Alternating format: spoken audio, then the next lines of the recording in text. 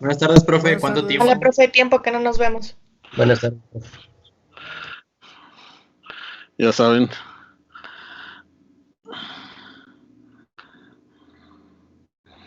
Denme tiempo porque es difícil cambiar el cassette de una clase a otra. Todo lo que no debemos hacer en Asia lo tenemos que hacer en esta clase. ¿Cómo qué o qué? ¿Qué hacemos? Así, ¿cómo que? Pensar como europeos, profe. ¿Qué más le hacemos? Pues historia de Europa. Por eso les digo, hay que cambiar el cassette. Bueno, ustedes ya ni saben qué es cassette. Yo también. Creo que no conocieron ya un cassette. En mi casa todavía hay, profe. Cambiar. Tenemos que cambiar la playlist, diga. Sí, Yo voy a le- tener que cambiar mi memoria. Yo le compré un cassette de los Doors al tipo que luego se pone allá afuera de escolar a vender libros y cositas. Ajá, Qué aquí. cosa que extraño de la facultad. Ah, ya, los chavos que se ponen ahí sí, enfrente de los baños, ¿no? Profe, ¿Dónde? dice Emilia que no le está cargando el Teams y que su compu anda fallando. Mm.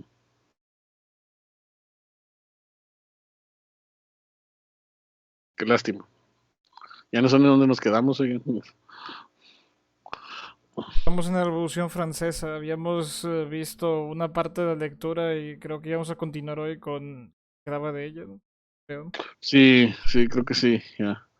Creo que nos habíamos quedado en la etapa de la Guardia Nacional, la toma de la Bastilla, la Declaración de los Derechos. No, sí vimos la declaración, la Asamblea Legislativa.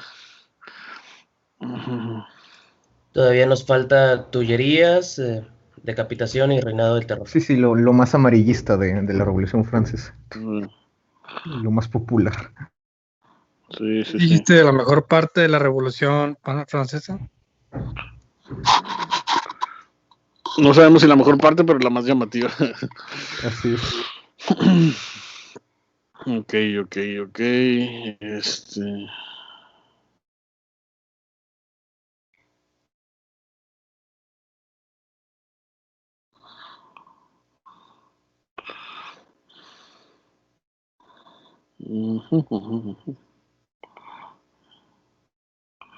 Ok, déjame compartir pantalla, empiezo a grabar.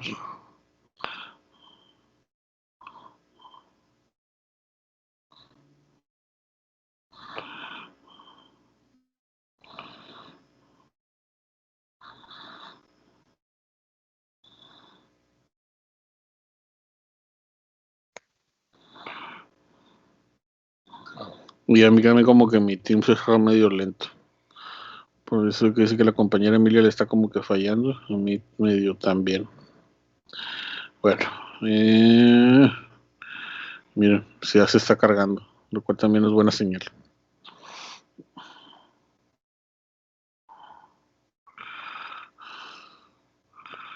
Ok, me veo, me escucho.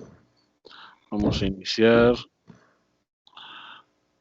Sí, creo que nos habíamos quedado aquí. Sí, después de la Constitución, porque sí les había dicho, ¿no? La Constitución, que va a ser la materialización prácticamente ya de todo lo que buscaba la clase burguesa.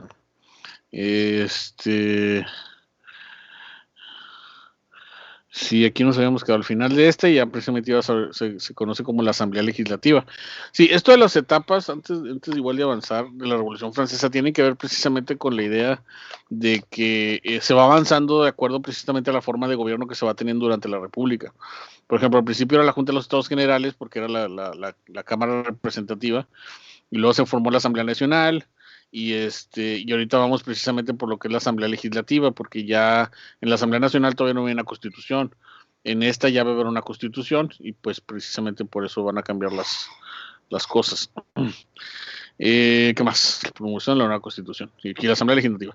Bueno, empiezo. Dice, la nueva Asamblea Legislativa comenzó a trabajar el 10 de octubre de 1791 y en esta el rey solo tendría autoridad para poder poner veto a aquellas leyes injustas o inconvenientes. De ahora en adelante ya no sería conocido como Luis, por la gracia de Dios, rey de Francia y Navarra, sino Luis, por la gracia de Dios y la ley constitucional del Estado del Rey de los franceses. Fíjense que tanto cambió el nombre. Esta importancia de ver el cambio del nombre es muy relevante porque precisamente nos habla de que la Revolución Francesa había dado un paso gigantesco en la forma en que el poder ejecutivo se representaba ahora. Ya no era el rey designado por Dios. Sí, ahora, bueno, sí todavía, porque sigue siendo, digamos, una sociedad donde no se puede dejar tan, digamos, tajantemente la religión, pero el nombre no es sino Luis por la gracia de Dios y la ley constitucional del Estado de los franceses. O sea, esto obligaba ahora al rey a que ya no estaba, digamos, ya no estaba, ¿cómo explicarlo? Ya no estaba libre ante las decisiones que pudiera tomar, como precisamente alguna vez el absolutismo le había dado a entender, ¿no? Que bueno, la soberanía recaía en su divinidad y todo. Ahora era rey y su poder solamente era proporcional al de la voluntad general, que está remanado en la Constitución, ¿no? ¿Sí? Entonces, esto es relevante, sobre todo para entender que el rey ya estaba, digamos, limitado en su capacidad y su poder a lo que dijera la asamblea, ¿no? Y en el sentido en el que los gobiernos del mundo se manejan en ese momento, esto también es un avance sustancial. Yo sé que, por ejemplo, en el caso inglés están las famosas dos cámaras, ¿no? Las cámaras de los comunes y la Cámara de los Lords, ya para este momento. Y podríamos decir que en el caso también de Estados Unidos está el Congreso. Pero ya habíamos dicho, la diferencia es que esos lugares todavía siguen manteniendo los privilegios de las clases dominantes. Aquí, si se fijan, el rey prácticamente se le ¿cómo decirlo? Se le anulan los privilegios y van a ser sustituidos por los de la voluntad del pueblo. Que eso también tiene muchas, digamos, acentuaciones, pero que de una otra manera van a representar lo que hemos estado hablando, ¿no? El poder estaba ya cada vez reflejándose más en la voluntad del pueblo, ¿no? Muy bien. Esta asamblea estaba en su mayoría compuesta por burgueses de clase media, muchos enemigos de la autoridad real y un pequeño grupo de monarquías constitucionalistas. Eso es importante porque, bueno, ¿quiénes componían precisamente la asamblea? La burguesía. Como ya habíamos dicho, ¿por qué la burguesía? Porque la burguesía representaba al tercer estado, porque la burguesía era la que precisamente tenía acceso a la enciclopedia, porque la burguesía eran aquellos que sobre todo también tenían muchos intereses en que las leyes los beneficiaran, y porque obviamente la clase campesina poco o nada podía hacer ante estas discusiones donde se necesitaba gente preparada. Entonces, por eso la asamblea tiene una composición muy importante de burgueses, y como menciona aquí, también algunos monarquistas que veían precisamente la posición del rey, pero con una constitución, que es lo que precisamente pasaba en Inglaterra, donde precisamente vamos a ver que hay una monarquía constitucional, por decirlo de esa manera, y buscaban que esto también se reflejara en Francia. Esto, por ejemplo, se menciona porque de una otra manera la burguesía y los monarquistas van a ser lo que nosotros en México vamos a llamar liberales y conservadores. Ambos buscaban la república, y muchas veces, por ejemplo, en el caso de México, se confunde que liberales y conservadores eran muy distintos, y no lo eran. Ambos querían la república, solamente que algunos querían una república sin el rey, y otros querían una república con una constitución y el monarca en la cabeza. ¿Sí?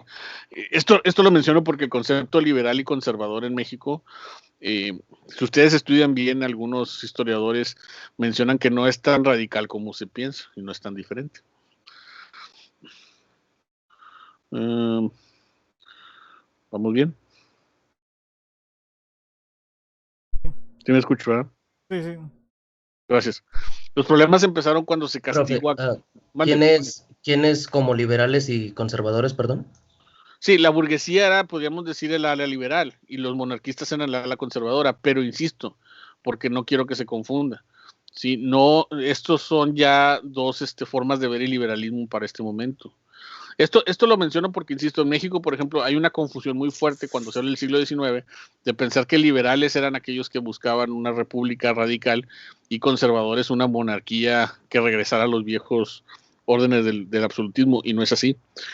Ambos buscaban ya una república, nada más que repúblicas en términos distintos. ¿Me explico? Sí, gracias, profe.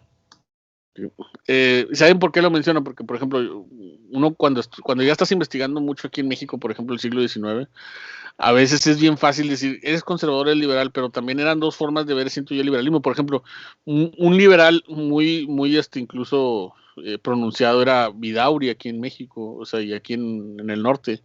Él se decía liberal, ¿Por qué apoyó al final la monarquía francesa? Porque él veía un liberalismo distinto al que veía Juárez, pero al final liberales, que creían en el libre mercado, en la propiedad privada, en todas las cosas que creen los liberales, solamente que bajo una perspectiva distinta. Entonces, esta Asamblea Legislativa no confundan, está compuesta por liberales, solamente que hay algunos liberales que buscan que el rey esté ausente y otros que buscan que el rey esté presente, como precisamente ocurría en algunos casos, como en el caso inglés. Bueno, los problemas empezaron cuando se castigó a aquellos nobles que emigraron, trayendo como consecuencia ambientes de tensión al exterior, logrando que países como Austria y Prusia rechazaran la revolución y planearan una manera para derrocarla con ayuda de los monarquistas franceses. Ese va a ser uno de los problemas. Hay nobles que obviamente van a huir por todo lo que se estaba provocando, por la inestabilidad que se encuentra a nivel, ¿cómo se llama? Nacional. Y por otra parte está ¿cómo se llama?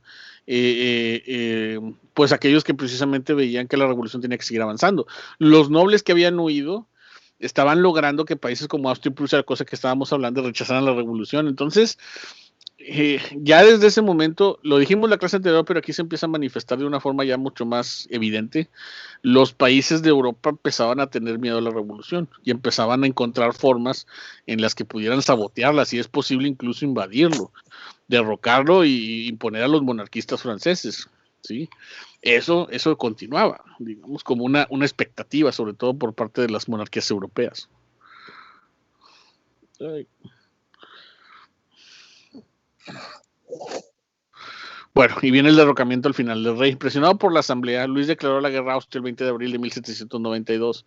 Sin embargo, los dos grupos de más importancia de la asamblea, los girondinos, que eran los comerciantes moderados de la región de la Gironda, y los jacobinos, industriales radicales que se juntaban en el templo de San Jacobo, sospechaban del rey y lo acusaron de complicidad el 20 de junio de 1792. Antes de avanzar, estos dos grupos, los girondinos y los jacobinos, van a ser muy importantes. Había muchos grupos políticos, como ya les había dicho yo en la clase anterior. Estaban los jacobinos, estaban los girondinos, yo les había dicho de otros, estaban los franciscanos, los fuldenses, había muchos grupos políticos, pero entre todos estos grupos políticos, los girondinos y los jacobinos eran los que más presencia tenían. Los girondinos se mencionan que eran, digamos, los liberales menos radicales y los jacobinos los más radicales. Si se fijan, eran burgueses. Los girondinos eran comerciantes de la región de la Gironda y los jacobinos eran industriales, muy posiblemente de los talleres y de aquellos precisamente lugares que estaban en vías de industrialización. Obviamente, cuando se habla aquí de industria, no se habla de la misma industria que estamos hablando en Inglaterra. Entonces, lo más probable es que eran ¿cómo decirlo?, artesanos, o apenas estaban en proceso de proletarización, y pues por lo mismo, como estaban, digamos, muy arraigados a las ciudades, se piensa que eran más radicales. Ellos van a llegar a la conclusión, ¿sí?, de que el rey estaba actuando en complicidad con Austria para precisamente terminar con la revolución. Lo van a acusar de complicidad el 20 de junio de 1792. El duque de Brunswick, general del ejército prusiano, amenazó a los franceses someterse a Luis XVI, y esto produjo un nuevo patriotismo en toda la invasión de las Tullerías el 10 de agosto de 1792, mismo día en que el rey fue destituido por la asamblea por la complicidad.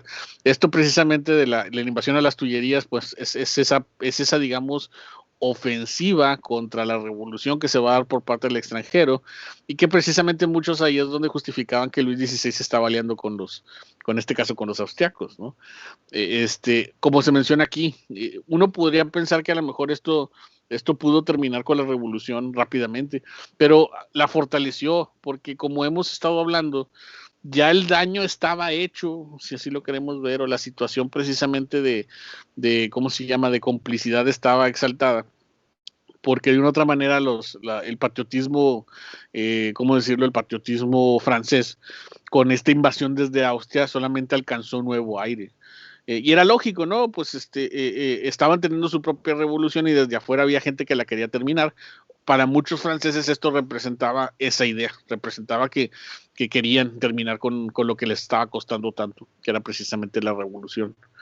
Sí. Mientras tanto, se da la Comuna de París, muchas cosas van a ocurrir y a lo mejor es difícil que las pueda explicar. Por ejemplo, esto de la invasión a las Tullerías, pues tiene que ver precisamente con esta amenaza por parte de Austria.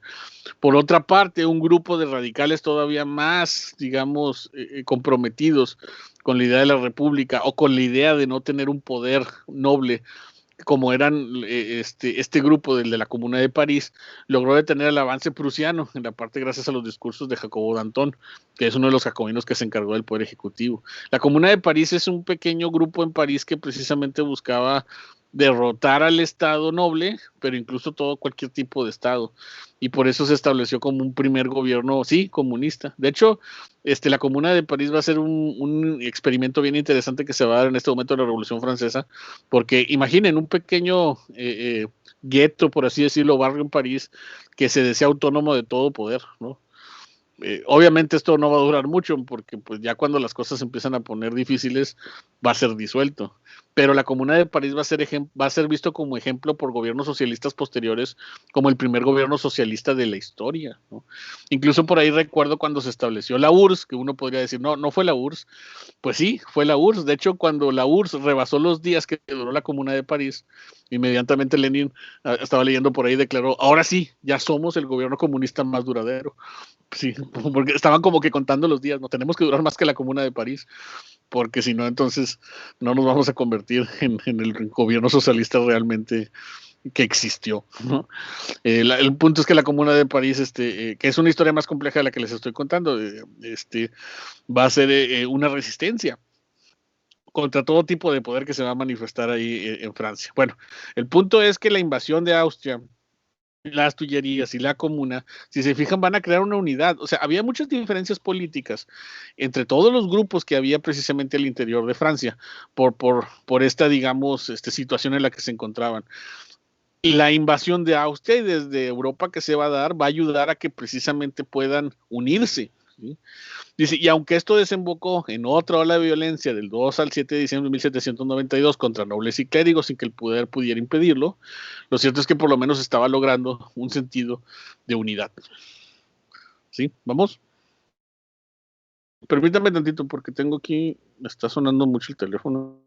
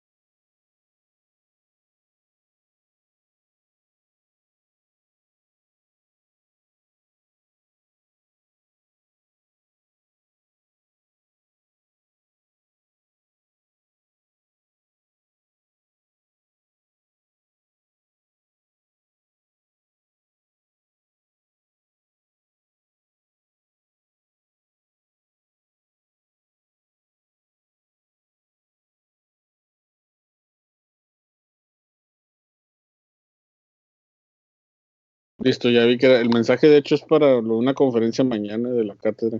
A lo mejor ya les llegó por ahí. Mañana a las 11, el doctor José Gabino Castillo Flores. Es la del obispado, ¿no? Sí, el obispado y dificultades para sentar la iglesia. Suena interesante, a ver si podemos andar por ahí. Bueno, ¿qué más? Acá dice, hay un equipo francés que se llama la Girondins, pues ¿por qué creen que se llama así? Sí. Bueno, continuamos. Entonces, ¿qué viene después? Obviamente viene por sospecha el arresto del rey. Mande, dígame. De hecho, por lo que mencionaba como el primer como gobierno socialista, sí, es algo que todavía caracteriza bastante a Francia y no le agrada mucho a sus amigos y aliados de la OTAN, que Francia es de los pocos países dentro de la OTAN y de Europa que está a favor de los sindicatos de trabajadores. Claro. Sí, de hecho, aunque el sindicalismo también lo vamos a ver, pero con la revolución industrial. Definitivamente las comunas son un antecedente a la formación de los futuros sindicatos industriales en Francia. Y esta no va a ser su su única y última versión. Después va a haber otra en 1848, que precisamente es la que va a derivar en el socialismo marxista. Hay una tradición de comunismo, incluso podríamos decir que el comunismo nace en Francia a la luz de todo esto. Uno puede decir, bueno, pero pues Marx era francés, sí, pero pues precisamente Marx, basado en la experiencia francesa, es que formula su propuesta de comunismo. Y ahora hay que entender que el comunismo no solamente es lo que Marx dice, también eran otras corrientes que ahí se empezaron a formar, como también va a ser después el anarquismo, y luego viene el bolchevismo, ¿no? Sí, era inevitable, si se ponen a pensar, aunque aquí todavía no se forma como tal, que a la par de la Revolución Francesa estuvieran ya naciendo las ideas socialistas. Así lo veo yo. Sí.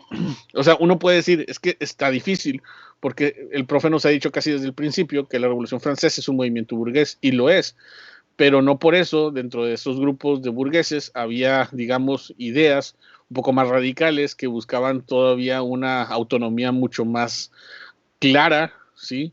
En relación, por ejemplo, a los poderes establecidos, y de ahí empiezan las primeras ideas comunistas. Como que muchos ven el nacimiento del comunismo más ligado a los movimientos obreros, pero yo creo que también al interior de lo que estaba pasando en la Revolución Francesa ya empiezan a verse los primeros indicios, ¿no? del comunismo, con estos personajes como Babov y otros que precisamente, fíjate, de Babov no hemos hablado, es un libro que, híjoles, de hecho estoy tratando de conseguir, porque él precisamente durante esta creación de la comuna, creó una conspiración que se llama la conspiración de los iguales, fíjense el nombre, o sea que era de hecho toda la alusión al socialismo, ¿no? Pero en una forma en la que todavía no lo conocíamos. Entonces así le llamó él la conspiración de los iguales, como una forma de decir que se necesitaba tener un sentido mucho más común, ¿sí? Mucho más social en la revolución, porque estaba siendo demasiado burgués. Sí, al final se va a imponer, digamos, la burguesía de una otra manera, pero si se fijan ya empezaban esos como que avistamientos de lo que viene a ser el socialismo, ¿no? O el socialismo como queremos definirlo y a veces como queremos conocerlo. Bueno, y está el arresto del rey, ¿sí? Aquí de una forma muy dramática, ¿sí? Ya la gente estaba cansada precisamente de lo que muchos pensaban era una conspiración de la que él estaba detrás. Aquí tenemos a Danton, un personaje muy interesante precisamente de la Revolución, que precisamente va a estar al cargo de las Tullerías, muy amigo de Robespierre, y que precisamente también por lo mismo va a ser uno de sus principales críticos ya una vez llegando Robespierre al poder. Pero bueno, aquí adelanto a Danton porque es una figura que va a estar, digamos, bastante representada durante la invasión austriaca. Y fíjense, por ahí estaba buscando qué películas recomendar. Hay muchas películas de la Revolución Francesa, pero algunas que como que se orientan a otra cosa. Hay una biografía que se llama así, Danton, con Gerard Depardieu, ¿sí? Una película que ya vi hace tiempo. Creo que está por ahí también en YouTube y está en español subtitulado. Es una película que les recomiendo, donde habla precisamente de los últimos días de Danton, porque pues sin adelantarles la película mucho, va a terminar en la guillotina como muchos otros. Bueno, entonces aparece la Convención Nacional. Ya desde septiembre de 1792 empezó a actuar un nuevo organismo legislativo, la Convención Nacional, que sustituyó a la Asamblea y que fue convocada por razones de guerra. Sí, como la invasión por parte de Austria movió las intenciones de la Asamblea, tuvieron que transformarse en otra cosa, ¿sí? ¿Cuál es la diferencia entre la Asamblea y la Convención? Que la Asamblea tenía un propósito meramente legislativo y basado precisamente en la opinión de sus diputados. En la Convención le daban poderes especiales a la Asamblea, a los diputados, para llamar a la guerra, ¿sí? Entonces, no sé si ven la diferencia entre uno y otro. En la Asamblea se gobierna en base a la Constitución, pero como la amenaza de guerra estaba tan latente y no podían estar formando una Constitución cada que hubiera una guerra, entonces se forma esta idea de la Convención Nacional, donde tenían poderes especiales que sobrepasaban lo que la Constitución decía para precisamente tomar acciones directas sobre la guerra. ¿Sí? Si esto les recuerda la Guerra de las Galaxias, pues sí, más o menos va por ahí. Porque precisamente no era algo que desearan. A la Asamblea y al Poder Ejecutivo no se le debía dar mucho poder, pero por razones de guerra se le tenía que dar. ¿Sí? Si no, esto iba a terminar convirtiéndose en algo que no querían. Ya desde septiembre de 1792 empezó a actuar un nuevo organismo legislativo, la Convención Nacional, Los principales grupos o diputados, los girondinos, la llanura o pantano, y los jacobinos o la montaña, donde se encontraban Danton, el duque de Orleans y Maximiliano Robespierre, van a ser, digamos, los principales miembros de esta convención, ¿no? Pronto la convención dio el plazo esperado, abolió la monarquía y proclamó la república el 22 de septiembre de 1792. ¿Por qué la convención da el paso que no pudieron hacer antes la asamblea? Porque si se fijan, todavía la asamblea tenía como que el propósito de que en algún momento se respetara la monarquía, el rey fuera lo suficientemente hábil como para poder lidiar con ella y no destruir la monarquía. Yo creo que no se destruía la monarquía de principio, te habla de lo inexperta que era esta revolución, ¿sí? O sea, como que todavía no concebían la vida sin un rey, ¿sí? Pero cuando se dieron cuenta los revolucionarios franceses y los republicanos que ya vivir con el rey era una amenaza por lo que implicaba, entonces la convención tomó la decisión más radical y ahora sí la más importante, yo creo, que era precisamente abolir la monarquía. 22 de septiembre de 1792 podríamos decir que tal vez desde lo que había pasado en 1789 fue el día más importante, porque por fin se le puso un fin a una monarquía que todavía como que daba avistamientos de sobrevivir por 3 años, no lo logra, ¿sí? Los republicanos se dan cuenta que ya los cambios habían sido demasiados y pues se acusa a Luis XVI de traidor, de aliarse contra los austriacos, se le condenó a muerte por diferencia de pocos votos el 21 de enero de 1793. La guillotina aparece precisamente, y ahorita vamos a hablar de ella. Fíjense, es bien interesante la guillotina, ¿no? Porque así como con la Bastilla, la guillotina representaba lo contrario a las formas de tortura medievales, ¿sí? No sé qué tanto han escuchado sobre la guillotina, pero la guillotina lo veían como un instrumento piadoso, precisamente para que el pueblo, dicen, para enseñar al pueblo a ser libre. Y tú dices, ¿qué tiene de piadoso que te corten la cabeza? Bueno, si ustedes ubican las formas de pena capital y tortura en la Edad Media, la guillotina resultaba ser, sí, un elemento muy piadoso. ¿Se ubican las formas de tortura y pena capital en la Edad Media? A ver, platíquenme. Sí, sobre esto hay algo bastante interesante, y es que la guillotina pasa a ser, por así decirlo, el elemento, digamos, científico o racional aplicado para, digamos, el castigo. O sea, ya no es simplemente un verdugo que con un hacha vilmente te intenta rebanar la cabeza y a veces hasta el hacha ni siquiera tiene filo, por lo que te quedas ahí medio muerto, medio vivo. No, es un instrumento hecho con diversos avances tecnológicos de la época que garantiza, según la idea de aquel entonces, que sea la muerte lo más rápida e indolora posible. Que realmente eso está en discusión, porque no se sabe realmente si si todavía tienes conciencia después de que te rebanan el cuello, no hay forma de demostrarlo. Realmente eso es todavía un debate y por eso la guillotina ya no se utiliza, porque no se sabe exactamente si realmente es tan indoloro o rápido como se pensaba en un inicio. Pero es básicamente, en lugar de torturarte y tenerte ahí un tiempo sufriendo hasta que te mueras, no es ya un tajo y listo. Sí, de hecho, eso que mencionas, qué bueno que lo mencionas porque es cierto, o sea, se veía como un instrumento racional y mecánico avanzado para la época que representaba todo lo que la ilustración debía representar. Lo que dices es también cierto, pero fíjate, eso de que se cuestionó, tardó tiempo en cuestionarse. No sé si saben, todavía se guillotinó gente en el siglo XX. Todavía se utilizaba la guillotina como forma de pena capital. Bueno, Incluso en el siglo por ahí, XX pasaron muchas cosas. sí, pero uno pensaría que a lo mejor para el siglo XIX ya la guillotina había cambiado por algunas formas de pena capital distintos. Y todavía la última ejecución pública con guillotina se hizo, y por ahí hay algunos videos en internet, sí, porque después de que esa pena, ¿cómo decirlo? La que estoy mencionando, que se grabó porque fue ejecución pública, no fue la última. Todavía se hicieron algunas aplicaciones de la guillotina en privado, ¿sí? En siglo XX, ¿sí? En pleno siglo XX, ¿no? O sea, yo sé que el siglo XX se le da a los extremos, pero uno pensaría que por los avances que había, pues ya se pudiera pensar en otra cosa. Que de hecho sí, ya después de la guillotina vinieron la silla eléctrica, la inyección letal, que resultaban supuestamente también ser piadosas y ser menos dolorosas, pero como también ahí se cuestionan en todo esto, pues Que bueno. siguen el mismo principio, literalmente es el mismo principio de que ser un instrumento tecnológico que en lugar de ser como los métodos bárbaros y lentos Sí. del pasado buscan ser más rápidos y efectivos. Simplemente en lugar de ser guillotina es un veneno o es electricidad o es lo que sea. Por eso la guillotina va a ser tan interesante, porque es un símbolo de lo que la revolución representaba.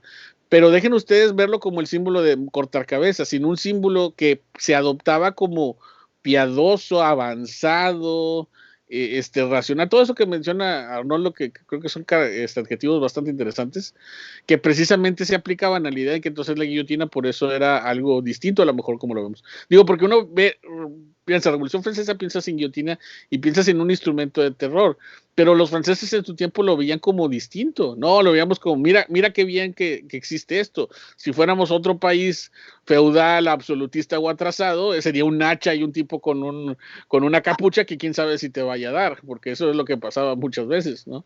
A ver, Miguel Ángel, ¿qué ibas a decir? Sí, perdón, profe. Tenía entendido, por ahí había escuchado en fuentes de entretenimiento realmente, que parte de lo que también, por lo que se implementó demasiado el uso de la guillotina, era porque las ejecuciones que estaban programadas eran demasiadas como para esperar a que la gente muriera en la horca. Entonces por eso se optó la guillotina, porque era más rápido. Sí, sí. Pues es lo que les digo, fíjense todos los activos, era rápido, era piadoso, era mecánico, racional, o sea, todo eso lo hacía distinto, o sea, es bien interesante cuando ya analizas la guillotina como símbolo de la revolución, porque no nada más es el símbolo de matar gente, sino era el símbolo de lo que los revolucionarios querían que fuera la nueva era.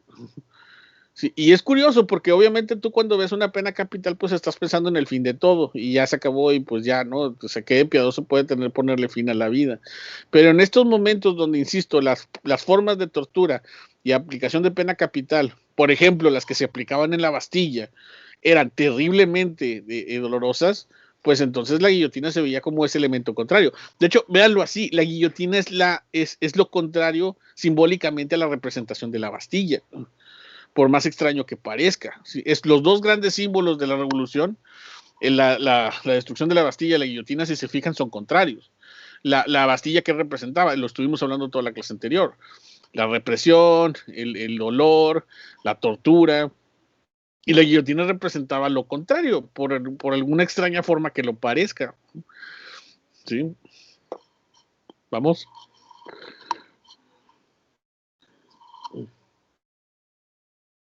Voy a decir que mientras la Bastilla, digamos que dejaba a los objetos indeseables apartados de la sociedad, la guillotina los cortaba de raíz. Sí, sin ningún problema. Y eso, por más extraño que parezca, para la época se veía como un avance. Un avance muy, muy sustancial. Y bueno, uno de los primeros que la va a experimentar, no va a ser el primero, va a ser Luis XVI, ¿sí? Y ahí termina el rey. Ahora, con la decapitación, yo creo que la decapitación del rey obviamente va a ser emblemática. No va a ser el primer rey decapitado, también lo vimos antes en Inglaterra, pero en el caso precisamente de Luis XVI y de su decapitación, sí representaron como que si algo le faltaba a la Revolución Francesa por simbólicamente representar que el absolutismo había terminado, era por cortarle la cabeza al rey. Entonces la escena precisamente de la guillotina con la cabeza del rey siendo mostrada hacia la multitud, que se representa en varias, digamos, imágenes ahí en la Plaza de la Concordia. De hecho, Bueno, yo creo que la representación máxima del final del absolutismo. Mande. de hecho, también, o sea, si se piensa, es cortarle la cabeza a la cabeza del antiguo régimen, ¿no? Sí. Sí, es demasiado simbólico. Sí, es demasiado simbólico, o sea, no nada más es ponerle fin pudieron haberlo hecho de otra forma, pero hacerlo público, hacerlo con la guillotina, con todo lo que representaba la guillotina, con todo lo que representaba ya el rey para ese momento, sí, es un acto simbólico tremendo.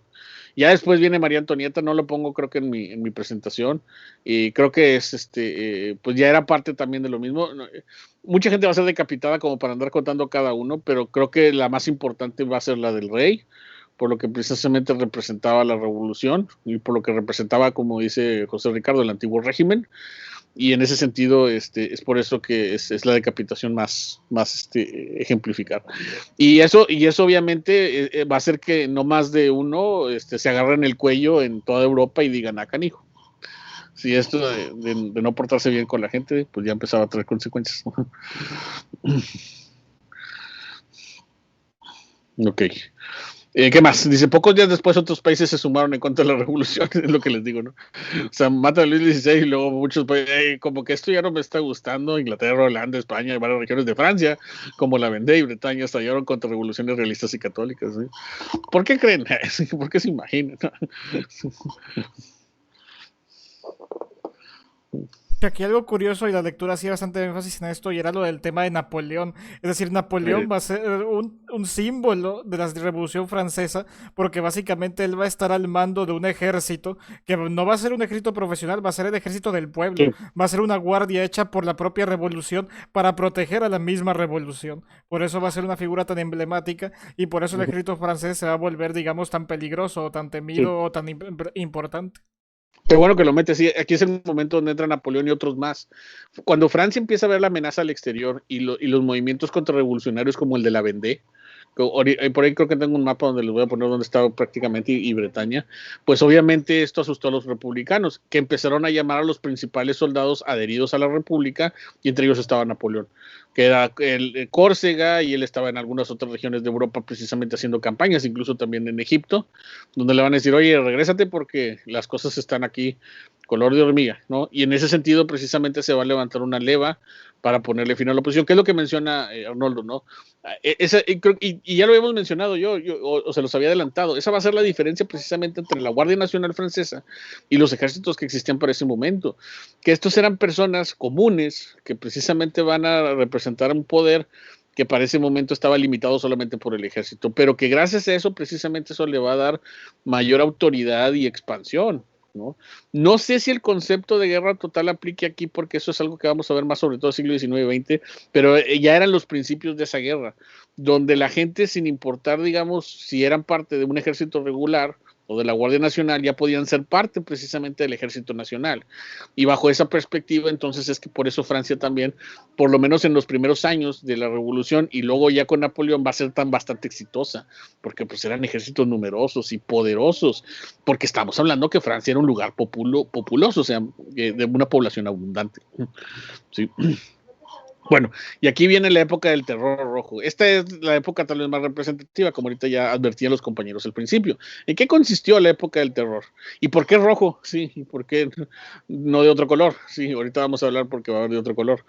Esta se le va a llamar terror rojo porque esta es la que va a estar guiada por los jacobinos, y luego va a haber una que se le llama terror blanco que va a estar guiada por los girondinos.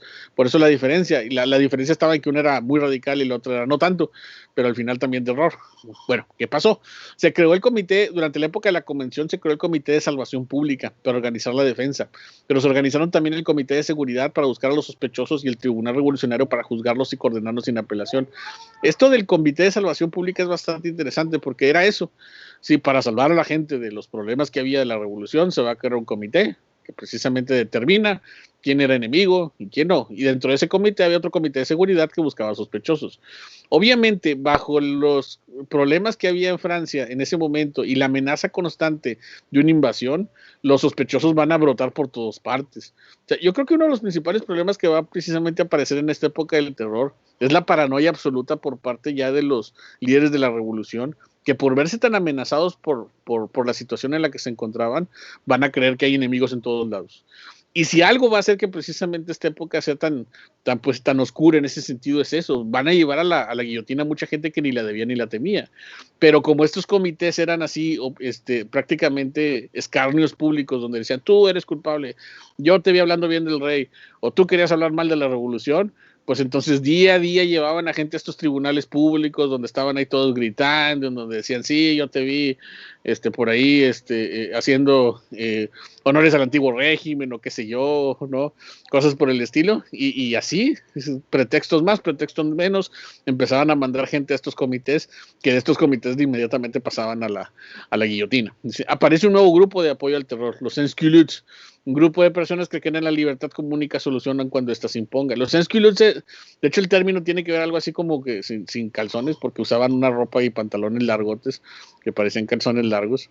Sí, y eran precisamente estos, digamos, personas, hombres y mujeres, que en los barrios de París se dedicaban precisamente a buscar y a perseguir a todos aquellos que hablaran mal de la revolución, eran como los espías, y a la vez eran un grupo de choque contra todos aquellos que precisamente pretendían o querían regresar a la monarquía. Que les digo, para esta situación y para este momento yo creo que ya nadie, pero para cómo se encontraba la convención o la república, van a empezar a aparecer por todos lados, no sé si me explico, o sea, como una especie de paranoia, ¿no?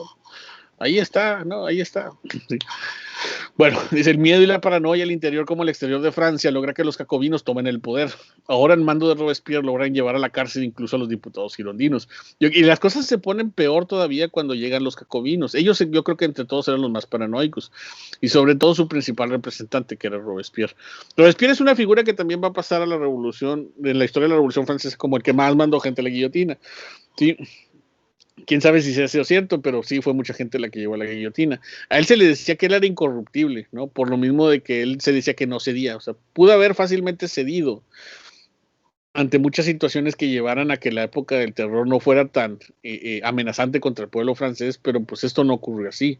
Entonces muchos decían que era muy inflexible, de ahí el término tal vez de incorruptible, ¿no? Lo más importante precisamente de Robespierre es también eso que aquí se menciona.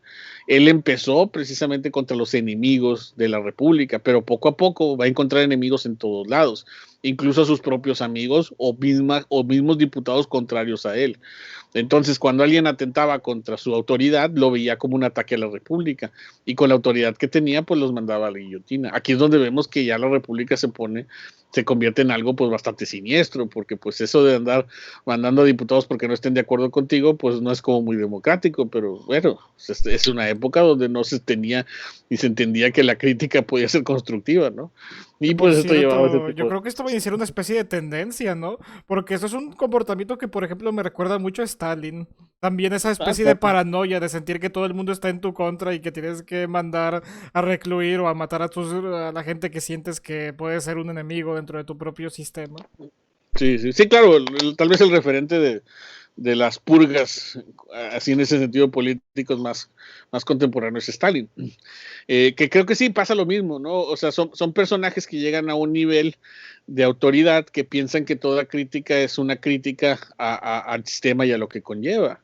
Está Stalin y quien más te puedas imaginar que cuando hablas mal de ellos parece que estás hablando mal de todo lo que representa, y pues esto no es así, o sea, y en una época como esta, donde como ya hemos visto desde el inicio, las opiniones eran muy variadas, pues obviamente era inevitable que la República llegara a opiniones distintas. Por eso el terror también va a ser tan dramático, porque pues entonces digamos, la acción en contra de esto pues se veía así. Ahora, si se fijan, todo esto pasa después de la invasión de Austria, o sea, tal vez si la presión desde los países extranjeros no se hubiera dado, las cosas fueran diferentes, pero la República veía tanto un problema con esta situación que pues ellos no querían ceder ante la situación de una amenaza, y entonces por eso empezaban a buscar culpables como una forma de amedrentar a la gente a que estuviera con ellos, cosa que no va a funcionar muy bien, como vamos a ver, pero al final por lo menos va a llevar a muchas cabezas a rodar ahí en Francia. Dice, la guillotina aparece, dice, como instrumento de represión para enseñar al pueblo a ser libres, decían los jacobinos, porque eso es lo que buscaban con la guillotina. No buscaban ellos supuestamente amedrentar, buscaban enseñar, que bueno, la verdad no le veían mucha diferencia. Sí. De hecho, Dice, profesor, dime. algo que pienso es que ese tipo de círculo vicioso en el que alguien dice, oye, como que nos estamos pasando la raya con los asesinatos, con las ejecuciones, los tachan como, eres un enemigo de la República, y miren todos los que estamos matando, porque todos los enemigos que estamos descubriendo, ¿Sí? tenemos que seguir haciendo lo que estamos haciendo. Y tengan miedo porque hay enemigos en todos lados, porque miren toda la gente que estamos matando. Sí, como ven. Sí.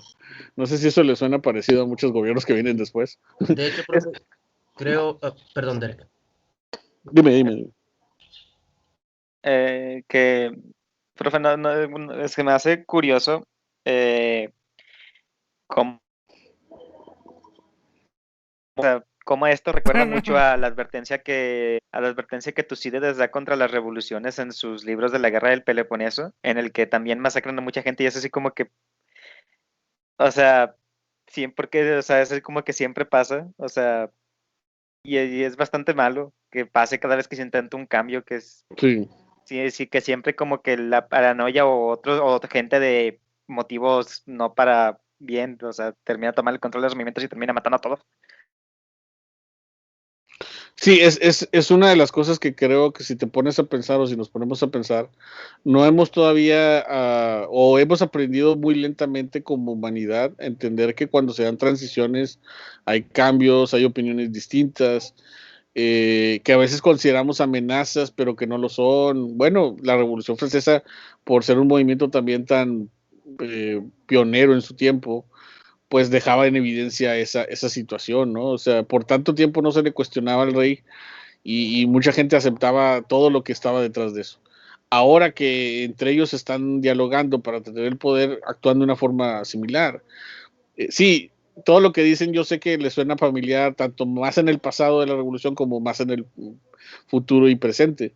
Pero es por eso, porque sigue habiendo ese comportamiento todavía entre los gobiernos, ¿no? No quiero meter a nadie, pero todavía incluso actualmente, cuando llegan gobiernos que empiezan a gobernar por encima de otros y que hablan de todo lo mal que se hizo y de cómo son enemigos unos de otros, bueno, ¿para qué les explico? Sí, sí, y bien podríamos decir que esta es la etapa más fascista de la revolución, porque pues va a ser así, pero bueno, ahí es donde nos damos cuenta que lo que les decía yo también desde que empezamos la clase, no va a ser fácil establecer una república y una democracia de la noche a la mañana. Todas aquellas cosas que no se consideraban, como quiénes votan, quiénes no, cómo se gobierna y qué piensas de aquellos que no piensan igual a ti, son cosas que no se pensaron. Sí, de inicio, ¿no? Por el alariz de la revolución y que ya estaban cobrando factura. Esta es una de las principales facturas que va a cobrar la revolución, ¿no? El terror. Oiga, profe. Sí, digo. Y esta paranoia también tiene mucho que ver o se relaciona con el hecho de que, pues, es la revolución, es un símbolo, pues, por así decirlo, de libertad, de liberarse del yugo, ¿verdad? Y pues no, o sea, estaba muy presente ese temor de que se pudiera derrumbar por cualquier parte o cualquiera pudiese derrumbarlo, porque era un símbolo. Sí, eso también que dices tú, Diana, o sea, creo que eso es también lo que o sea, ya si te pones del lado de los revolucionarios, también ellos se sentían muy frágiles porque decían, pues es que nuestra república es nueva, solamente falta que todos se pongan de acuerdo para destruirla, entonces por eso también quisieron implementar esta mano de hierro, si lo queremos llamar así, por el miedo, o sea, era un miedo en ambas partes, o sea, el miedo a que esta república terminara tan pronto como empezó, y el miedo precisamente de otros a que, bueno, pues lo que pudieran hacer estos con su poder apenas que llegaba. Sí, yo estoy de acuerdo, o sea, es cierto, por eso les digo, es una paranoia no justificada, pero que tenía sentido, o sea, por la situación en la como se estaba presentando, ¿no? ¿Qué pasa ahorita precisamente cuando se da un golpe de Estado? Y por ejemplo, que ese es uno de los, creo que cosas que todavía no hemos sabido hacer. Se da un golpe de Estado como el que pasó en Birmania hace algunos días, y luego empiezan a haber estados que no reconocen a Birmania. ¿Qué empieza a hacer Birmania? Pues precisamente como tiene miedo a los estados extranjeros, se aíslan, empiezan a aplicar políticas de represión muy duras, porque precisamente empiezan a haber enemigos en todas partes. Si se fijan, hay algo ahí que no lo hemos logrado precisamente conciliar cuando se dan este tipo de situaciones, ¿no? Que por ejemplo, ¿qué pasó con Venezuela hace algunos años? ¿Se acuerdan cuando estaba todo esto de Guaidó, que parece que ya no llegó a ningún lado y demás? Algunos países reconocían a Maduro, algunos países reconocían al otro tipo, y lo único que se ocasionó fue un miedo en la sociedad venezolana entre unos y otros, en los que apoyaban a uno, apoyaban a otro, se dieron revueltas, se menciona que hubo represión, hubo encarcelamientos, las cosas que sabemos, porque luego están las que no sabemos. Ya saben, no los veo. Si alguien más me dice así, Guaidó jamás pudo tener ese. Sí, les digo, no lo pudo tener precisamente por eso. Dice aquí Margarita, les digo, es que no había visto los comentarios acá. Considero que este tipo de comportamientos como el teoría de la paranoia entre los grupos revolucionarios se volvería muy común. Sirve de ejemplo el terror soviético, sí, que es lo que estaba mencionando, no, lo que pasó también con las purgas estalinistas o lo que pasó en Cuba. Les digo, es que se da, y por eso tenemos que tener una cultura política bien madura cuando precisamente se dan cambios en los países, que eso es una cosa que no hemos logrado aprender, me refiero en forma general, ¿no? Yo creo que en México hasta eso no nos ha sido tan mal. Las transiciones no han sido, pudieron ser peores, digo, pudieron ser peores. Las transiciones, por ejemplo, la que tuvimos en el 2000 con la transición política y la alternancia que ha habido de los últimos 20 años, han sido positivas, pero a mí sí me asusta que de repente sí hay mucho fanatismo hacia ciertas corrientes ideológicas y políticas. Bueno, ya en el plano personal, yo no me quiero meter así como que en la política actual. Es más fácil meterse con los muertos. Miguel Ángel.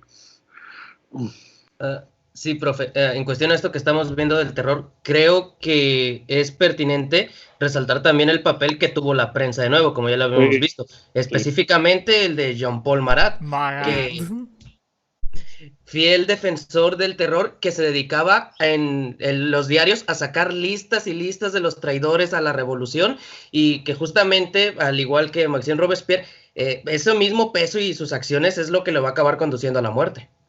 Sí, fíjate que genial que lo menciones, porque siempre, de hecho ni pongo a Marat y es tan importante Marat para la revolución.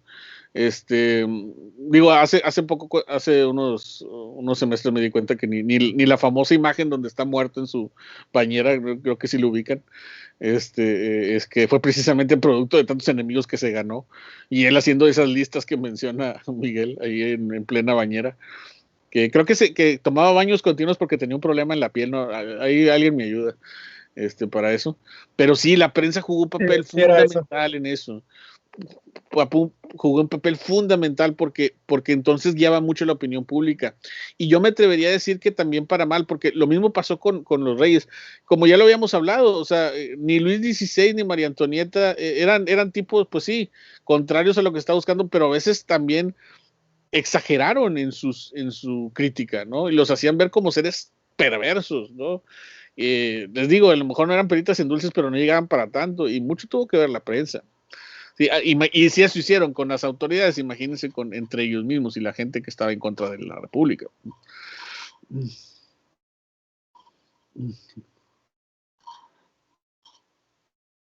Lo de Marat se pone todavía peor, porque una vez que él muere, se vuelve prácticamente el Jesucristo de la Revolución Francesa. Por eso las imágenes que hay de él son tan, como decirlo, con un sentido casi religioso de su sacrificio por la causa revolucionaria. Es una maldita locura lo del tema de Marat. Y sobre todo también porque la prensa para ese momento incluso podemos decir que estaba en pañales. Recuerden que era apenas algo muy primitivo, porque de hecho hablar de prensa creo que hasta sería equivocado, más bien eran periódicos que se escribían así como que a mano, porque precisamente las imprentas funcionaban de una forma mucho más lenta. Pues sí era prensa, pero por ejemplo no es la prensa moderna, que ese va a ser el problema. La prensa moderna va a hacer que esto sea peor. Y yo creo que la prensa moderna más bien va a aparecer en Inglaterra cuando ya las imprentas alcancen mecanismos más avanzados, los periódicos se vuelven más accesibles y la opinión pública se empieza a debatir. De hecho, precisamente por eso se le va a llamar el cuarto poder, porque tanto en Francia como en Inglaterra la prensa va a tener tanto peso. ¿Cuáles eran los primeros poderes en el caso francés, que es el que hemos mencionado? Ejecutivo, legislativo, judicial, antes era el primer, segundo y tercer estado, y en el caso inglés era el rey, la cámara y las dos cámaras. Y entonces cuando empezaban a llegar los diputados a ambas cámaras con el periódico, y con el periódico hacían acusaciones, pues entonces muchos empezaron a decir, ya tenemos un nuevo poder, el cuarto poder. ¿Sí? Que no sé si habían escuchado el término. Profe, puse una pintura en el chat del asesinato de Marat, que creo que estará padre ver. Ok. Digo, está la famosa donde está así con la mayor, así yo representándola. Y sí, ¿no? Bastante romántico. Sí, así como que así lo representaban. Todos el pueblo detrás del pueblo revolucionario. Los gorros freak. Les dije, en la próxima clase, bueno, ahorita creo que sí acabamos, ya hablaremos de los símbolos, no hemos hablado de los símbolos. Es bien importante, por ejemplo, el gorro Al frigio final nunca, y todo eso. perdón, profe, al final nunca nadie supo quién lo mató, ¿verdad? Simplemente pues tenía muchos enemigos y suponen que Sí. fue alguien ahí Sí, random. nada más, que yo sepa, nada más Pues, lo encontraron ahí. es Y que sí, no se supo exactamente quién fue. dicen que fue Charlotte Corday, una girondina, Que es la que pero está ahí. pues como que atrás. sí, pero como que son rumores, ¿no? Por eso siempre la ponen así como de ladito, quién sabe. Pero ahora sí, como dice un viejo proverbio chino, ¿cómo era? Ladrón de El hecho hachas. el hecho de que estés paranoico no significa que no te estén persiguiendo. Adivinen de quién era la frase. O sea, creo que sí la vimos, ¿se acuerdan? Era la frase se la atribuían a Xi Guangdi. Si alguien tenía enemigos en la China imperial. Revolucionario, comisionando sobre una Ahí serie de arribita en el chat, profe, está la otra imagen que puso. Sí, esa es la famosa, es la que yo ubico también. La de, no me acuerdo el pintor, porque también fue un pintor famoso. Sí, donde está en su bañera y donde está con la lista, les digo.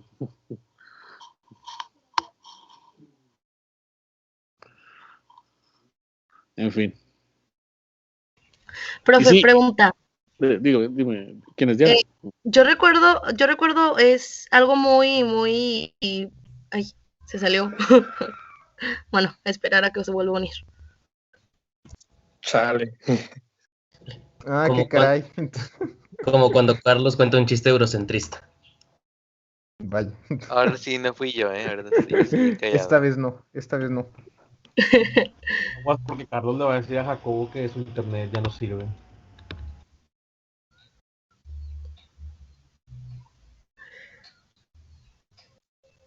Mientras no le digan al profe que van a hacer paleografía con su clase, creo que está bien.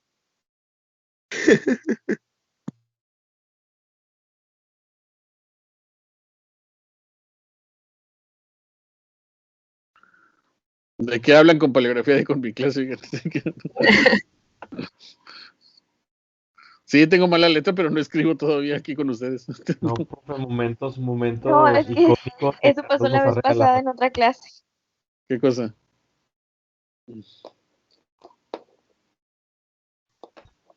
Ah, profe, bueno, yo le cuento. O cuéntale tú, Bueno, sí, Vale. cuéntale. Bueno, rápidamente. Es que en las primeras clases con el profe de paleografía, pues su internet estaba muy mala, la calidad de la red y se trababa, se bugueaba horrible. Entonces, ya para la segunda o tercera sesión, no recuerdo, pues nos sinceramos con él y le dijimos, ¿sabe qué? No estamos entendiendo nada porque no se les escucha ni se le entiende nada. Y pues la clase es paleografía, entonces Carlos hizo el atinado chiste de decir, estamos haciendo paleografía con su clase. Ah, ya. Yo tengo Easy y a veces se me figura que como el meme ese donde está un tipo sentado y una máquina que no funciona, así se me figura que está Easy. Pero bueno, pues. Nosotros estábamos bien apenados y en la siguiente clase el profe de que no, chicos, por sus comentarios ya fui y cambié mi internet, tengo otra compañía. Y nosotros todos ahí penados. Un paréntesis antes de continuar. Yo lo que sí hice recientemente, porque a mí también me estaba fallando mucho, es cambiarlo a fibra óptica, que se supone que es mejor. Y pues sí, de hecho me ha fallado menos. Ahorita no sé qué pasó. A lo mejor yo le piqué a abandonar sesión sin querer. Pero bueno, ya Carlos, deja de hablar mal de la clase. A uno que no le hagan en paso, a uno que está encallado hoy y andan destruyéndolo. Ok, Diana, ahora sí, Diana, perdón. Ay, profe, siempre que lo veo salir de la clase, me recuerda mucho a esa canción de José Luis Perales que dice, y se marchó. Bueno, regresando al tema, me da mucha curiosidad y me sorprende bastante y lo tengo presente pero como un recuerdo borroso y ya me lo confirmaron aquí en el chat el compañero Liberato, porque yo recuerdo que cuando era niña, cuando ponían imágenes de este personaje del que hablamos, decían que era mártir de la revolución, y creo que sí se llama el cuadro, el mártir de la revolución o algo similar, y me quedo pensando hasta qué punto pues llegó como para decirle mártir.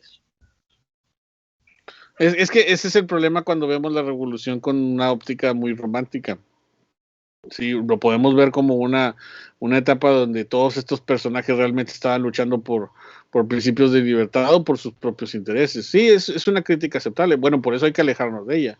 Yo por eso trato de que un tema, y sobre todo un tema como la Revolución Francesa, que es tan pasional, tratar, si se fijan cada diapositiva, cada comentario que les digo, y escrito por mí o no, por los autores, pues cuestionarlo, ¿no? O sea, yo uso mucho entre comillas y aparentemente, porque no podemos estar con la certeza absoluta de que todas estas cosas se hicieron con las intenciones que se piensa. Claro, a veces también hay que tener una opinión. Eso es algo que también he aprendido y me decía mucho mi maestro asesor, el maestro José Recientes, que en paz descanse. Tampoco puedes andar por la historia sin una opinión y una postura, me decía. Pero también hay que tener cuidado, ¿no?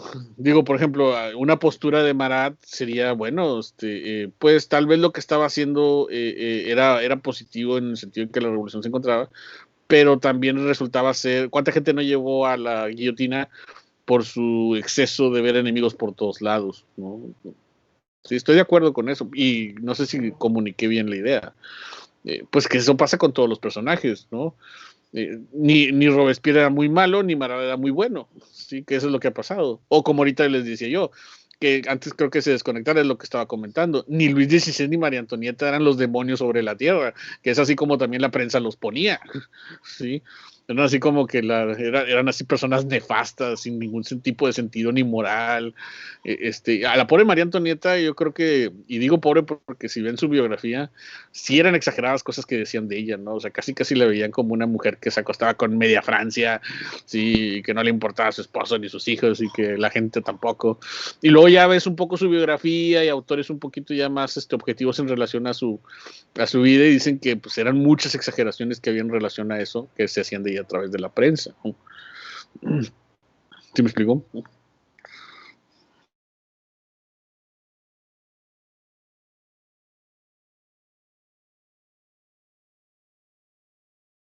¿Vamos bien?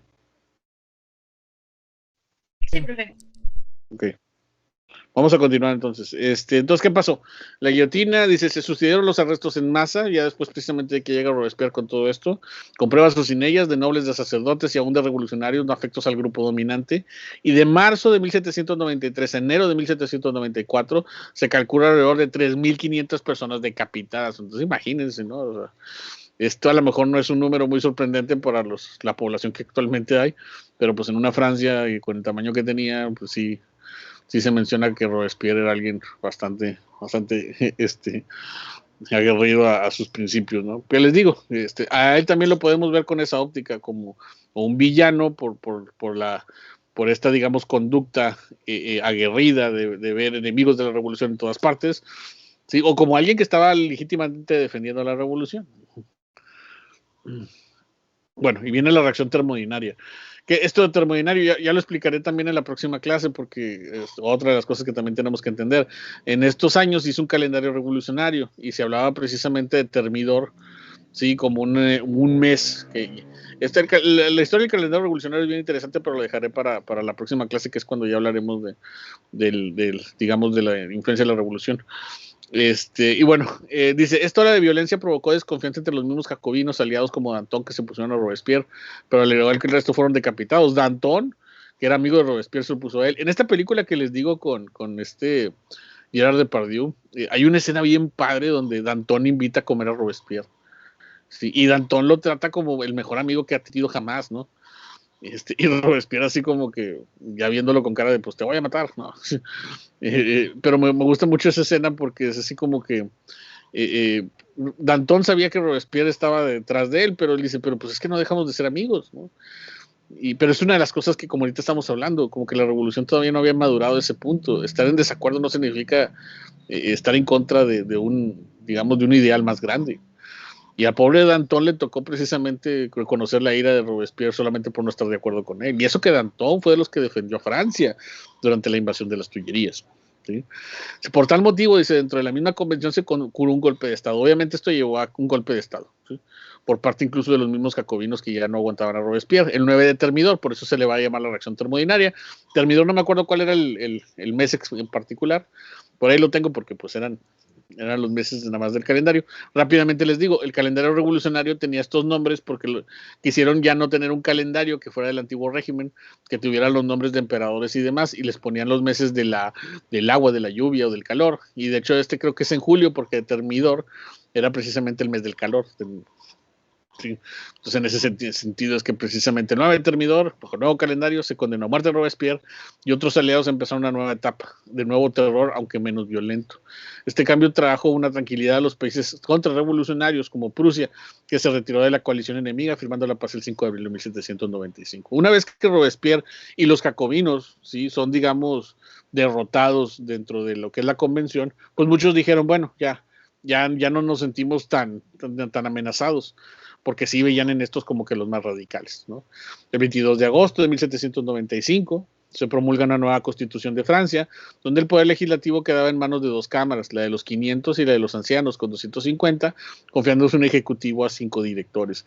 Fíjense, si ponen atención, no había un poder absoluto, que eso es lo que tanto le temía a Francia. Entonces, por eso las cámaras se dividieron entre 500, 255. Los 5 directores eran algo así como 5 presidentes, con la idea precisamente de que se vigilaran a sí mismos.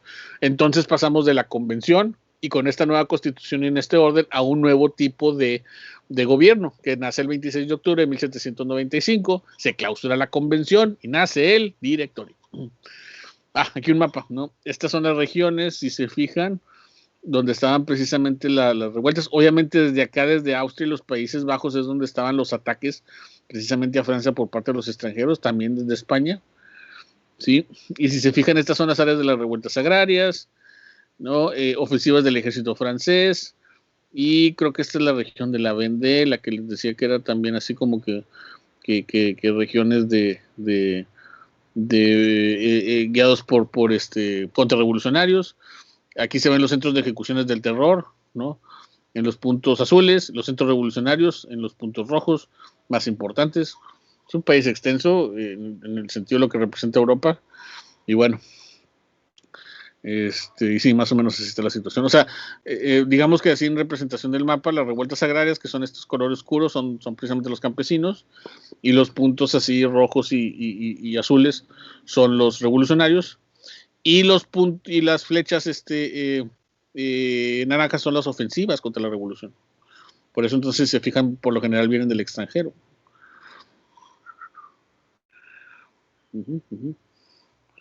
Bueno.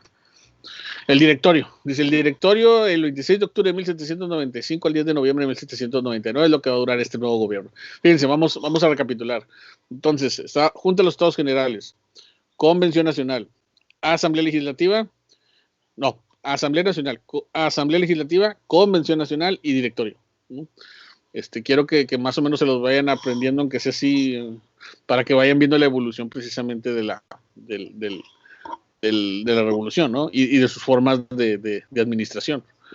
Entonces ya estamos en una quinta, sí, que es el directorio. ¿Qué consiste este nuevo gobierno? Va a estar en manos de los girondinos, que se acuerdan eran los enemigos de los jacobinos. En general la política del directorio fue de moderación. También se le va a llamar el terror blanco porque van a continuar también las ejecuciones y las leyes de persecución. Pero a diferencia de lo que estaba pasando con los jacobinos, van a ser menos radicales, sobre todo por los antiguos excesos. Dice, pero en contra de la iglesia se van a mantener, por ejemplo, todas las leyes persecutorias.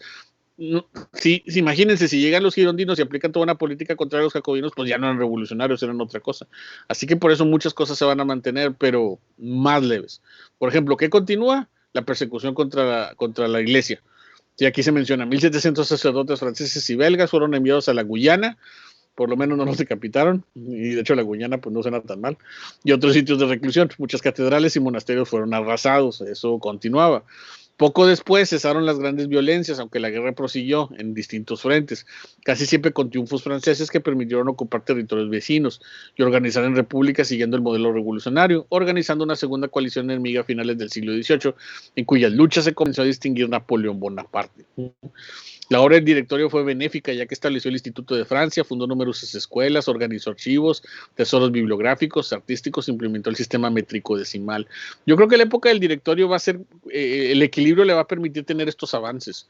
Primero, o sea, va a continuar obviamente la persecución contra la gente que consideraban privilegiada, la nobleza, el clero, etcétera.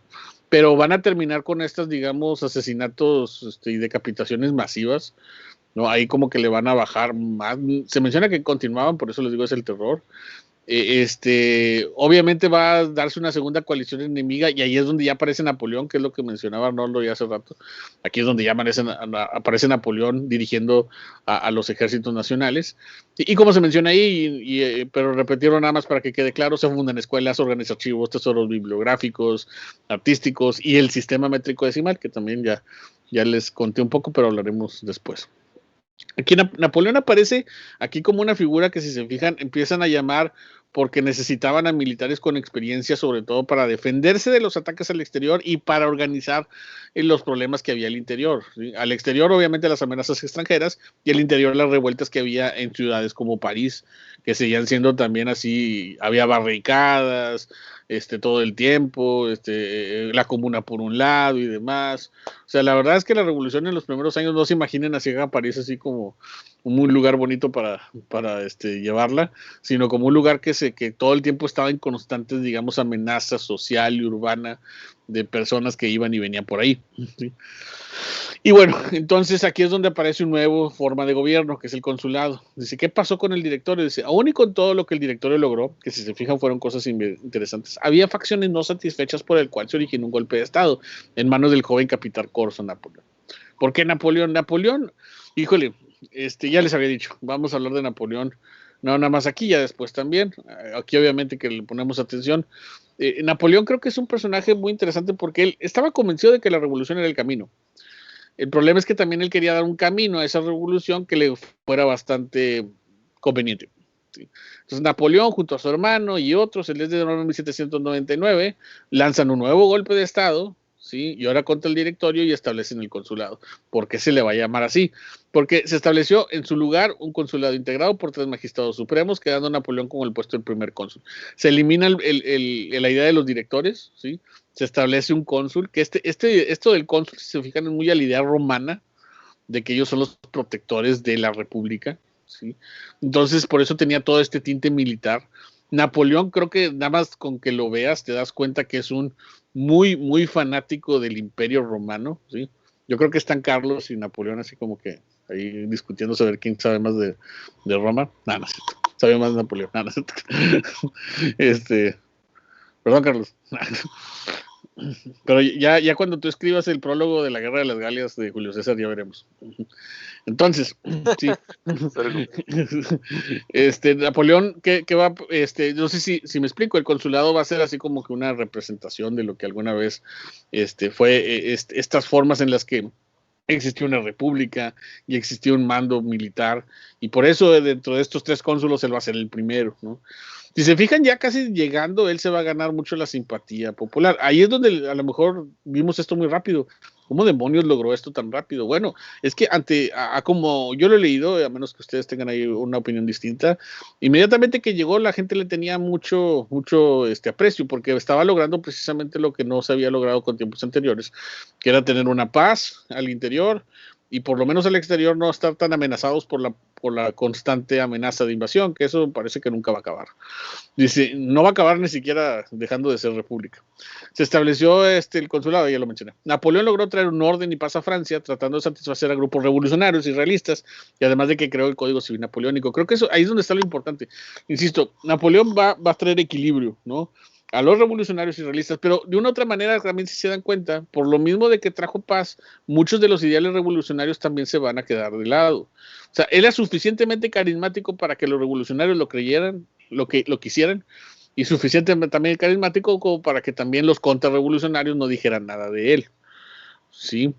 Esto del Código Civil es bien interesante, porque entonces él mencionaba, debe haber una forma en que la población tenga derechos, pero también obligaciones, ¿no? O sea, no nada más es la Constitución y lo que la ley quiere, sino también lo que un código civil le puede dar a la población para protegerla. O sea, él veía como que, y esto ya es precisamente también emanado de los principios de leyes en Roma, donde precisamente él decía, bueno, es que la gente también tiene derechos y obligaciones. Sí, pero también derechos precisamente como la libertad de prensa, de movilidad, cosas que precisamente la Constitución y la Declaración de los Derechos hablaban.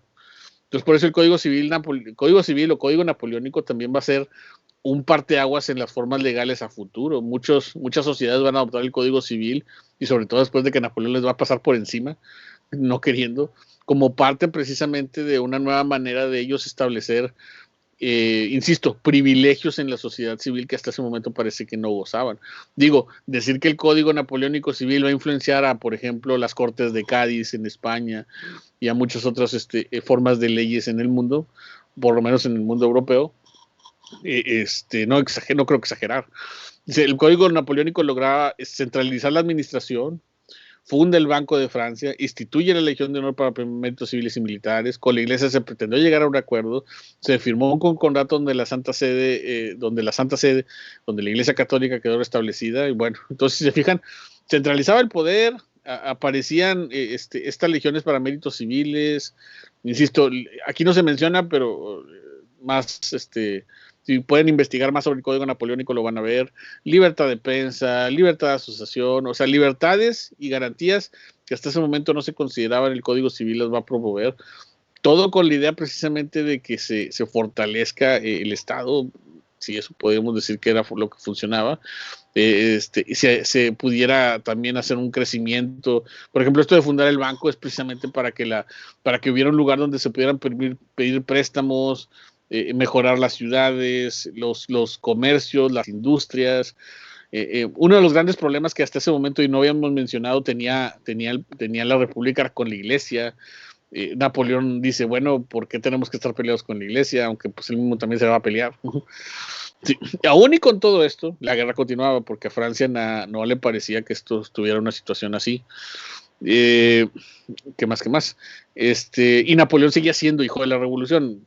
Perdón que esto suene muy agresivo, pero en el sentido sobre todo metafórico, por lo cual tomó una medida aceptada por unos y repudiada por otros. Aquí el problema es a conforme avanza el consulado y él ve que las cosas van bien, pues la república parecía estar funcionando, pero ¿qué pasa? Es Napoleón, y aquí es donde creo que su figura hace más peso que su historia. No sé si se entiende esa idea. Él era un personaje relegado, muchos dicen que acomplejado, y como militar de una u otra manera él buscaba que el poder pudiera permanecer. Él sabía que con la República esto no podía quedar así. Entonces él toma la decisión de transformar lo que era un consulado, y entendiendo lo importante que era su figura, y transformarlo en imperio. Dice, las constantes amenazas hacia Napoleón y Francia se vieron cada vez más peligrosas, por lo cual el Senado le prorrogó su carácter de cónsul por 10 años. Fíjense, primero lo nombró cónsul por 10 años, ¿sí? Y luego después de eso, cuando se dieron cuenta que a lo mejor eso era poco, le dieron el consulado vitalicio. Pero yo no creo que no duró ni un año o dos siendo cónsul por 10 años y vitalicio, porque ya sea por ambición o porque realmente la estabilidad de Francia dependía de él, que es lo que creo que él pensaba. O sea, él decía, es que sin mí este país se va a ir para abajo, ¿sí? Se va a convertir en emperador, pero de la forma más extraña posible, porque estamos hablando que es Francia, y es la Francia de la Revolución. Entonces dice, sí, yo quiero ser emperador, pero necesito que el Senado y la gente me apoye. Así que le va a pedir apoyo al Senado, va a lanzar un plebiscito con una especie de votación para ver quién está a favor de que él sea emperador. 3.500.000 votos dijeron que sí, 2.500 personas dijeron que no, y pues ganó, sí, y se convirtió en emperador. Qué cosa tan extraña, ¿no? Que lances un plebiscito siendo emperador y que digas tú, sí, alguien quiere que sea emperador, y 3.500.000 voten a favor. Yo creo que lo que pasó simple y sencillamente es que, pues sí, la gente estaba tan, digamos, emocionada con los triunfos que había tenido y los logros que había mantenido, que muchos dijeron, bueno, pues que lo sea. Y esto nos habla también cómo la Francia de ese momento era muy difícil todavía que se deshiciera tan fácilmente del yugo monárquico. ¿Sí? O le agregamos otra, a lo mejor hubo fraude a la mera forma del PRI, y pues simple y sencillamente manipuló los votos. Como sea, Napoleón se convierte en emperador, y muchas cosas van a cambiar. Mande. Incluso, pues, el hecho de que así mismo se llame emperador le da mucho poder, porque obviamente puede haberse basado en las figuras romanas, pero pues tampoco es como que va a decir, oigan, quieren que sea el nuevo rey porque va a estar esa fobia o ese miedo. O sea, mejor sirve como una figura de emperador que no es un rey. Y es una forma más inteligente de pues de lanzarse en lugar de ser un presidente que pues en ese tiempo no existía.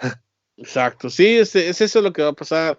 Y es por eso que hasta aquí llega la revolución, no porque la revolución termine o los ideales de republicanos terminen, sino porque definitivamente ya esto se había transformado en algo distinto a como empezó. Hasta aquí podemos decir que todos los ideales revolucionarios se esfumaban en el momento en que volvió un poder absoluto, que Napoleón fue en muchos sentidos un emperador liberal. Ya lo veremos después. No es un emperador convencional. Como yo les dije, si alguien se encargó de terminar con el absolutismo en Europa fue Napoleón, ¿no? Y de hecho eso lo demuestra la última imagen que es donde ya quería terminar. Cuando Napoleón se coronó un emperador, recuerden algo, todos los emperadores y reyes en la Edad Media eran coronados por el emperador, por el Papa. Hay de aquel que no lo hiciera. Creo que alguna vez a lo mejor lo vieron con el profe Moy en medieval, ¿no se acuerdan no me acuerdo siempre el nombre del rey que dijo, no, yo no quiero que me corone el Papa. Y ahí va el rey casi hincado a pedirle perdón al Papa. No, siempre sí. Y cuando Napoleón se coronó emperador, ¿qué tan distinto era ya su gobierno? ¿Qué tan distinto era lo que estaba por venir? Que bueno, él, como lo vemos aquí, ¿no? Con el Papa a un lado viéndolo, él simple y sencillamente toma la corona y se la impone, ¿no? O sea, ya las cosas no eran igual, ¿no? Por más que lo viéramos. O sea, ya el absolutismo ya había terminado, el poder y los privilegios del clero ya no iban a ser iguales. Y esta representación de yo autocoronándome igual implicaba una nueva etapa en la historia de Europa, que es precisamente la de los imperios y la de los poderes impuestos también, pero por lo menos estaba terminando con la de privilegios feudales del clero que se habían mantenido por mucho tiempo. Por eso ya lo que veamos después con Napoleón va a ser interesante porque es Napoleón tratando precisamente también de llevar su código civil, implementar toda esta serie de privilegios a las clases sociales, claro, con esta idea de él siendo emperador a la cabeza, pero ya no va a ser igual. Y también por eso es que su imperio pues también no va a ser tan duradero. Y es por eso que Francia va a entrar en diversas etapas. Pero hasta aquí dejamos digamos, la Revolución Francesa porque definitivamente ya pues, se había transformado en algo distinto. Sí, les digo, no es que termine la lucha por la democracia, pero sí termina por lo menos una etapa que es de mucho interés y mucho análisis. ¿Cómo ven? Yo tengo una duda, profe. Dime.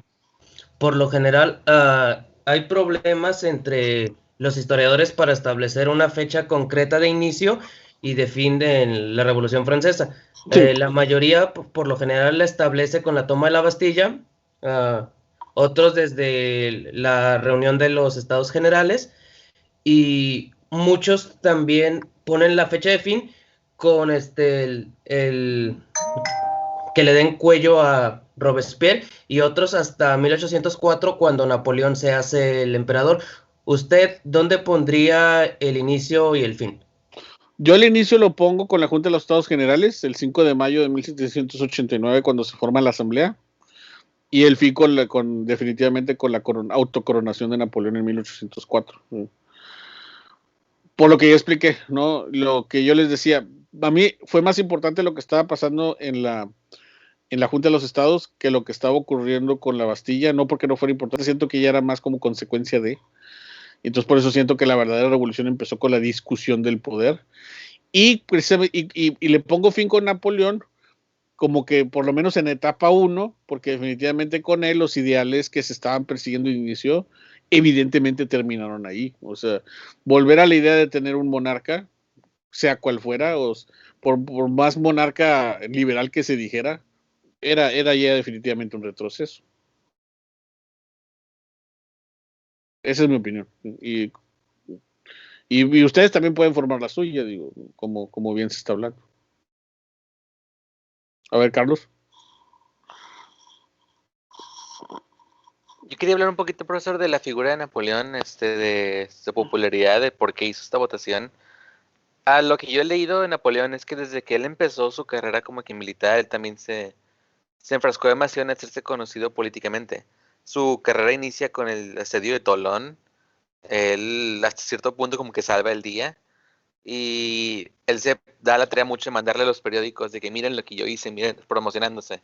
Y en todas sus campañas políticas él siempre hace eso, se promociona como que yo soy el que hizo todo, yo soy el que salvó, yo soy la cara detrás de estos éxitos que está pasando en la Revolución Francesa.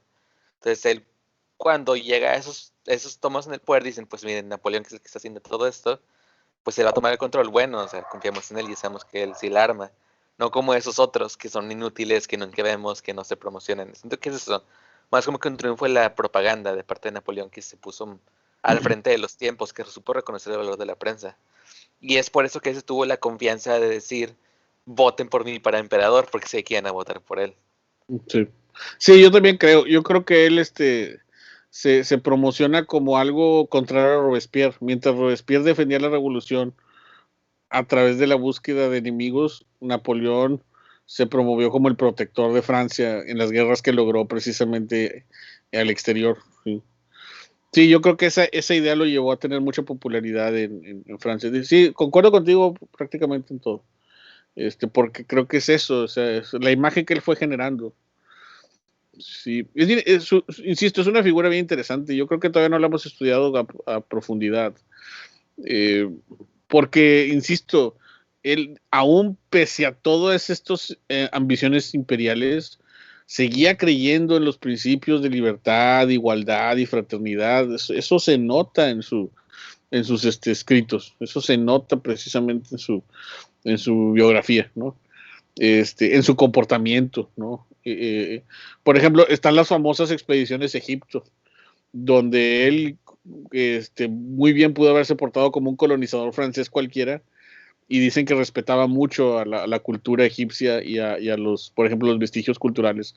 Ya ven esa famosa anécdota de la Esfinge, donde sus soldados estaban así disparándole a la Esfinge, y él pues los agarró y los mandó fusilar porque pues era pues, patrimonio humano, ¿no? Ese tipo de cosas son bastante interesantes de este personaje, pero pues sí, nos quedamos cortos ahorita por todo lo que podemos mencionar. Ok. No sé si hay algo más por ahí. ¿Algún otro comentario?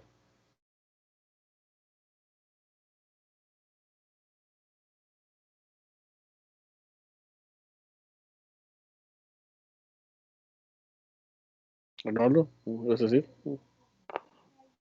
¿No? ¿Nada? Ok.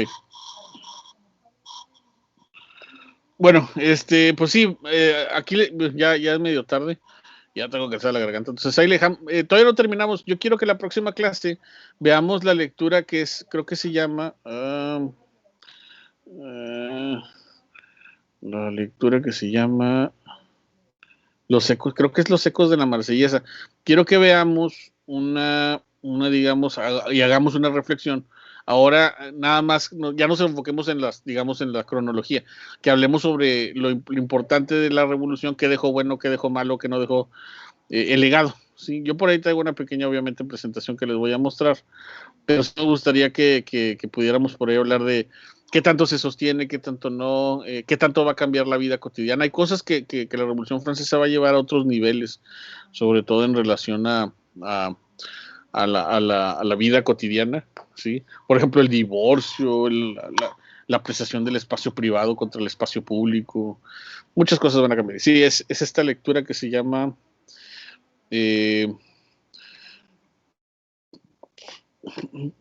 bueno, no, es que continuamos con la misma.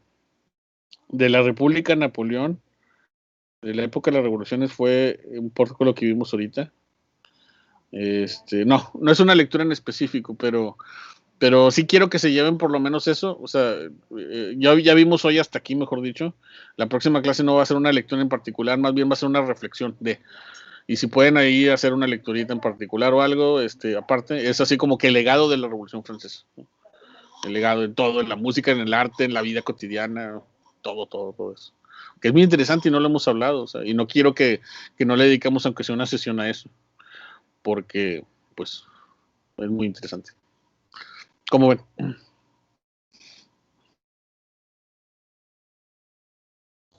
Bien, yo más que nada recuerdo emocionarme mucho con el tráiler de Battlefield 1, de que iban a entrar el ejército francés, y dije, qué bonito discurso se aventó el soldado, y ya luego me enteré que es una copia y pega de la Marsellesa, y yo, Ese tipo de cosas, ¿no? Ándale, en videojuegos también, ¿no?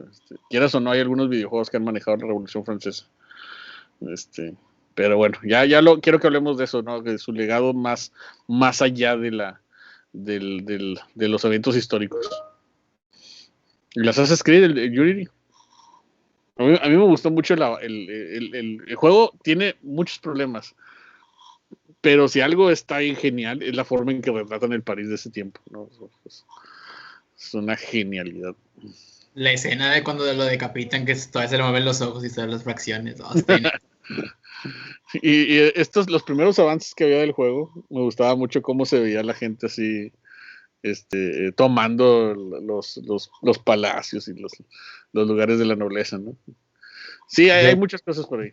Hasta se aventaba detallitos que no hacían tanta falta, como el hecho de que cuando van a cortarle la cabeza a Robespierre, trae la mandíbula colgando, como sí. en el relato se intentó suicidar, pero nada más se rompió la mandíbula el pobre. Sí, eso no lo hablamos, pero precisamente es que ni siquiera mencionamos eso de tan rápido que iba. Cuando Robespierre ya lo mandan a la guillotina después precisamente de que fracasa la convención, él intenta matarse, ¿no? Y como dice Miguel Ángel, no lo logra, y lo único que hace es destrozarse la mandíbula. Y de hecho muchos dicen que lo mejor que le pudo pasar a Robespierre fue que lo decapitaran, porque tenía un dolor inmenso.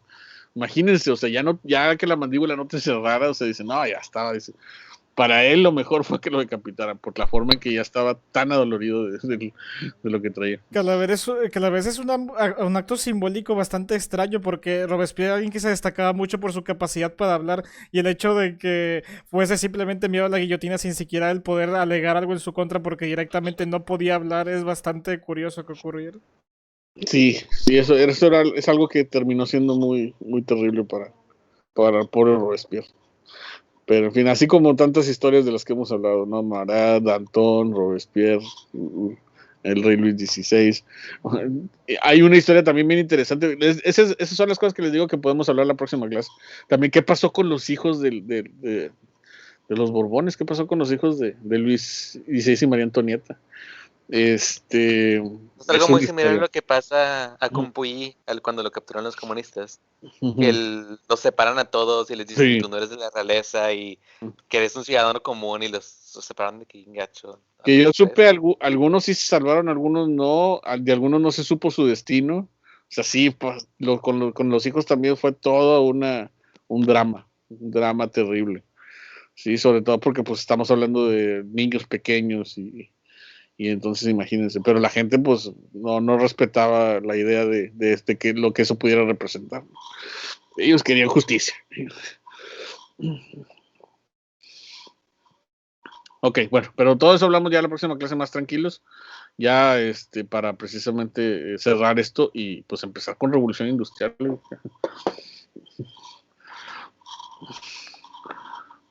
Y avanzar rápido porque se nos acaba el semestre. Ok, bueno, ahí le dejamos, oigan. Por aquí algunos compañeros dicen que quieren hablar conmigo, entonces pues sí, los espero. Yo aquí estoy. Y los que no, pues nos vemos la próxima clase. Profe, hablamos. Gracias, profe, bye. Adiós. Bye.